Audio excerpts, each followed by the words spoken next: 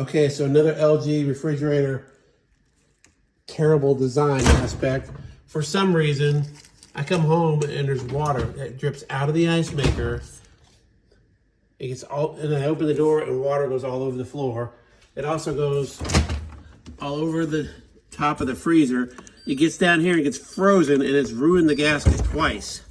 It doesn't even come close to sealing. Look at that. This refrigerator is a piece of junk. Don't buy it.